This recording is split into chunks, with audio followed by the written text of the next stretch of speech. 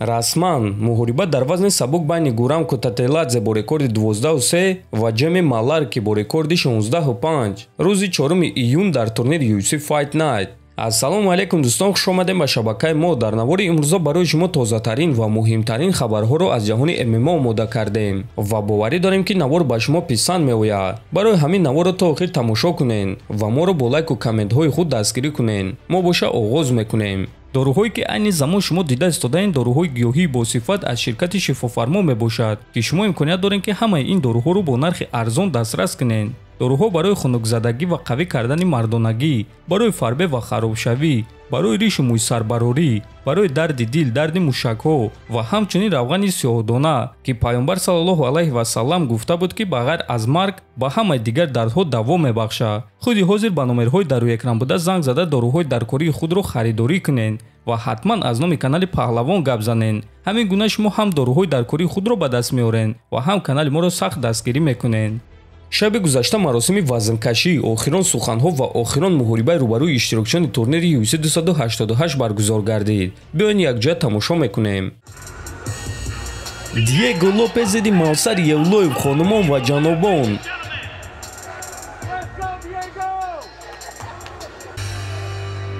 муҳорибаи довталабӣ дар вазни нимёна. хонумон ва ҷанобон, Гилберт Бёрнс зидди Билол Муҳаммад.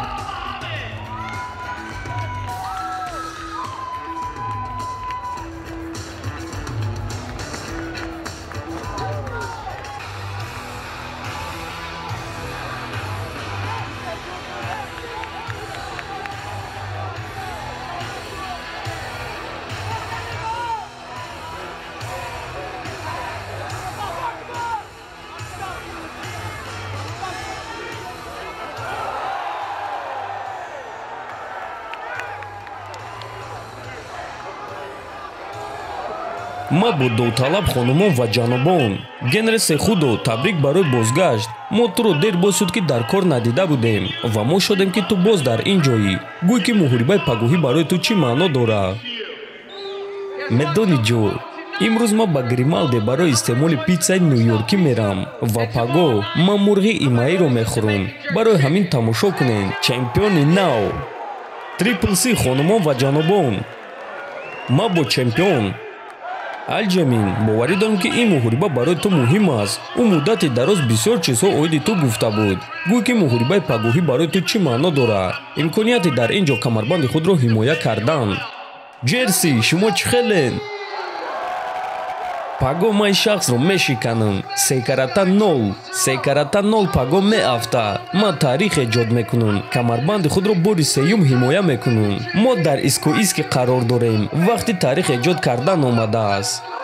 алҷамин Стерлинг. хонумон ва ҷанобон, хотиррасон мекунем ки турнир имшаб аниқтари шаби 6 ба 7 май аз соати 1 ба вақти Москва ва 3 ба вақти Душанбе оғоз мегардад. муҳорибаҳои асосии турнир боша аз соати 5:00 ба вақти Москва ва 7:00 ба вақти Душанбе оғоз мегардад. ссилкаи бепули пахши мустақими ин турнирро дар телеграм канали мо Паҳлавон теҷа пайдо карда метавонед. ҳамчунин баъди турнир мо дар телеграм канали худ муҳорибаҳои асосии ин турнирро мегузорем. барои ҳамин худи ҳозир ба телеграм канали мо даромада обуна шавед. ссилкаи телеграми мо Паҳлавон теҷа дар описани видео.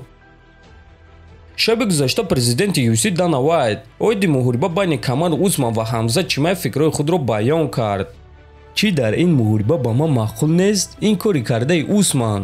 ӯ Ҳамзатро ба муҳориба дар вазни 80 килограмм даъват карда истодааст. ба ман ташкил кардани чунин муҳорибаҳо писанд нест. муҳориба берун аз вазнҳои расмӣ ягон маъно надорад. ин гуна муҳорибаҳо тамоман ягон маъно надоранд. агар ки Усман ба вазни миёна баромадан ва дар он ҷо бо Ҳамзат Чимаев ҷангидан хоҳад, пас мо метавонем ки оиди ин кор маслиҳат кунем. аммо кӯшиш кардан ки бо ӯ дар вазни 80 килограмм ҷанга, пас ин чиз барои ман шавқовар нест, гуфтааст Вайт.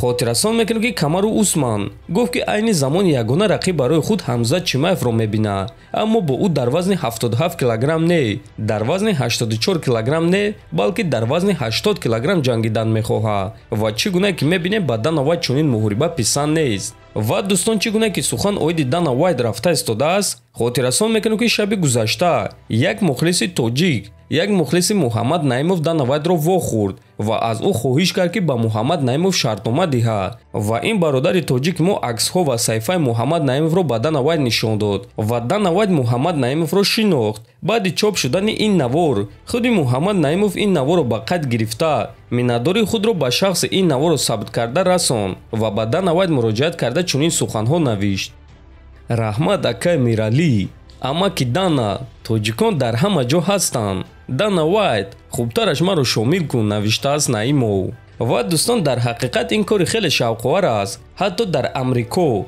мухлисони тоҷик Дана Вайтро пайдо карда дастгирии худро барои варзигарони тоҷик нишон доданд. ва акнун шумо гӯед ки боз кадом кишвар чунин мухлисо доранд?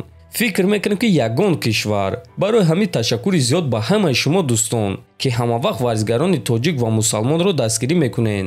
дар ҳамин ҷо навори мо ба анҷом мерасад. фикр ақидаҳотонро нависен, ҳатман дар канали мо обуна шавен. то боздид, хонободу сарбаланд бошен.